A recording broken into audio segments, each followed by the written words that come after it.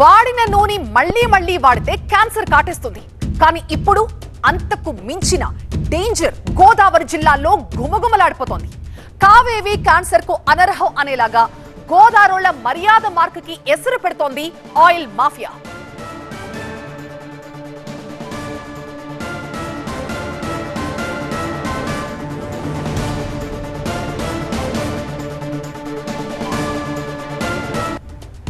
గోదావరి జిల్లాలో fat oil mafia, జంతు మాంసంతో నూనె తయారీ, హోటళ్లు, ఫాస్ట్ ఫుడ్ సెంటర్లకి బట్వాడా, ప్రముఖ కంపెనీల లేబుల్స్ తో మార్కెటింగ్. ఇజ్రాయెల్ పేట అడ్డాగా ఆయిల్ మాఫియా దందా జరుగుతోంది. మొత్తం 350 కేజీల ఫ్యాట్ ఆయిల్ ని స్వాధీనం చేసుకున్నారు ఫుడ్ సేఫ్టీ అధికారులు. గరం గరం సమోసాలు, మిర్చి బజ్జీలు, నోరూరించే బిర్యానీ, వీటన్నింటినీ గాని తిన్నారంటే కొవ్వెక్కి బకెట్ తన్నేయడం మినిమం కాదు, మాక్సిమం గ్యారంటీ. ఎందుకంటే పసందైన ఈ వంటకాలన్నీ తయారవుతోంది కళేబర్ ఆయిల్ తో.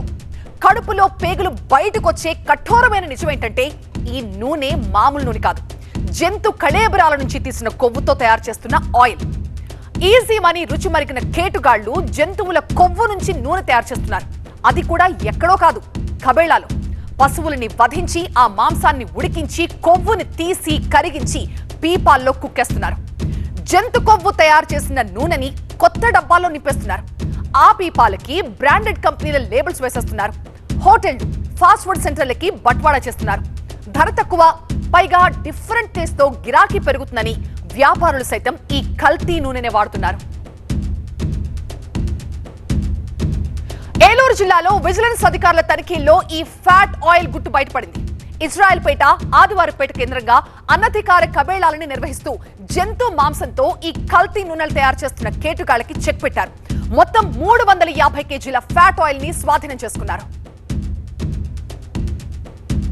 ప్రస్తుతం నేను ఏలూరు ఇజ్రాయెల్పేటలోని కబేలా ప్రాంతంలో ఉన్నాను. ఇది ఒక అనధికారికంగా నిర్వహించబడుతున్నటువంటి కబేలా. ఇక్కడ వీరాకాంత్ అనేటువంటి వ్యక్తి ఎవరైతే నిన్న విజిలెన్స్ రైడ్స్ జరిగాయో ఆ సమయంలో ఇక్కడి నుంచి దాదాపుగా 150 లీటర్ల జంతువులకు సంబంధించినటువంటి కొవ్వుతోటి నూనెలు తయారు చేసినటువంటి మొత్తం నూనె డబ్బాలన్నీ కూడా ఇక్కడ సీజ్ చేయడం జరిగింది. మనం ఒక్కసారి ఈ మొత్తం ప్రాంతాన్ని గమనిస్తే మాత్రం అనధికారికంగా నిర్వహిస్తున్నటువంటి కబేలా దృశ్యాలు మనం చాలా స్పష్టంగా చూడొచ్చు. ఇలాంటి అనధికారికంగా ఉన్నటువంటి కబేలాలు, పశువధశాలలు ఏవైతే ఉన్నాయో వాటికి సంబంధించి కూడా మనం ఈ దృశ్యాలు ఇప్పటివరకైతే ఒక్కసారిగా కూడా వెలుగు చూసిన పరిస్థితి కనిపిస్తోంది. ఇలాంటి వాటికి ఎవరు అనుమతులు ఇస్తున్నారు, కార్పొరేషన్ అధికారులు ఏం చేస్తున్నారు, అదేవిధంగా స్థానికంగా ఉండే వీనికి సంబంధించినటువంటి పంచాయతీలకు సంబంధించిన అధికారులు ఇలాగా పశువులను తీసుకొచ్చి, ఆవులను తీసుకొచ్చి నరికి వాటిని విక్రయించడంతో పాటు వాటి నుంచి నూనె తయారు చేసి మళ్ళీ హోటల్స్కి అమ్మటం అనేది ఇప్పుడు పెద్ద చర్చనీయాంశంగా మారిన పరిస్థితి కనిపిస్తుంది. ఇలాంటి నూనెలు వాడటం వలన ప్రజల ఆరోగ్యంకి చాలా తీవ్రమైన ప్రభావం పడుతుందని చెప్పేసి అధికారులు చెప్తున్నటువంటి పరిస్థితి, వైద్యులు చెప్తున్నటువంటి పరిస్థితి. అయితే ఇలాంటి వాటిపైన ఇప్పుడు ఎలాంటి చర్యలు తీసుకుంటారు, నిందితులపైన ఎలాంటి చట్టపరమైన చర్యలు తీసుకుంటారు అనేది ఇప్పుడు వేచి చూడాల్సిన అవసరం అయితే కనిపిస్తుంది.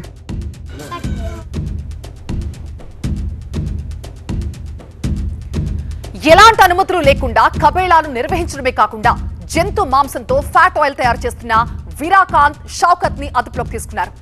ఆహార కల్తీ నిరోధక చట్టం కింద వాడిపై కేసులు కూడా నమోదు చేశారు. పూర్తిగా అయితే ఒక పెద్ద మాఫియా అనేది దీని వెనక ఉందని చెప్పుకోవచ్చు.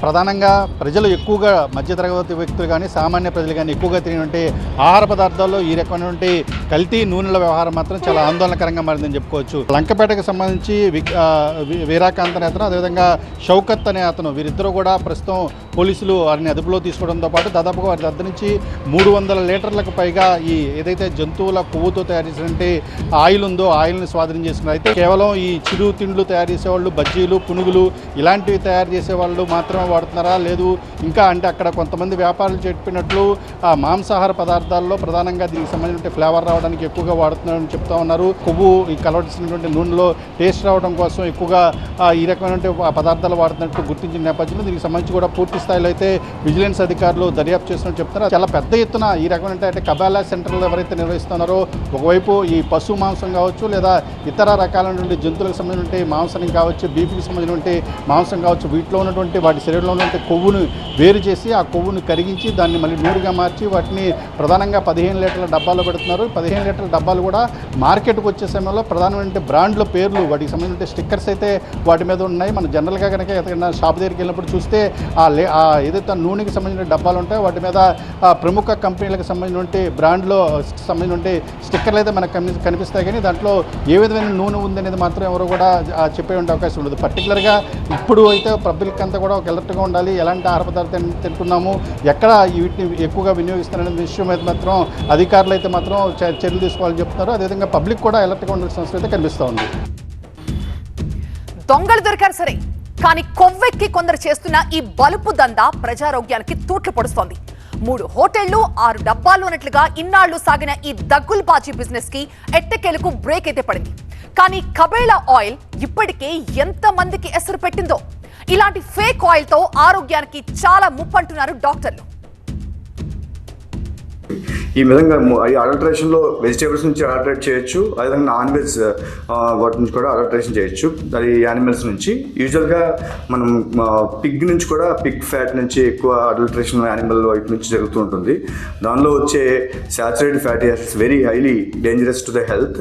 యూజువల్గా నాకు లివర్ ఇనిషియల్గా ఫ్యాటీ లివర్ నుంచి తర్వాత లివర్ డ్యామేజ్, తర్వాత క్యాన్సర్స్ కానీ హార్ట్ డిసీజెస్ కామన్గా కొరోనరీ ఆర్టరీ డిసీజెస్ కానీ కామన్గా వస్తుంటాయి.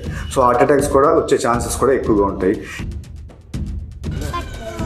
దొరికితే దొంగ, దొరకనంత వరకు ఈ ఫ్యాట్ ఆయిల్ మాఫియా ఎన్ని పీపాల కొవ్వు నూనెని మార్కెటింగ్ చేసేసిందో. గోదావరి జిల్లాలకే పరిమితమయ్యారా, లేదంటే గట్టు దాటి నెట్వర్క్ విస్తరించారా? లోగుట్టయితే బయటపడింది. మరి ఈ దందా వెనుక ఎవరెవరున్నారో కూపీ లాగుతున్నారు విజిలెన్స్ అధికారులు.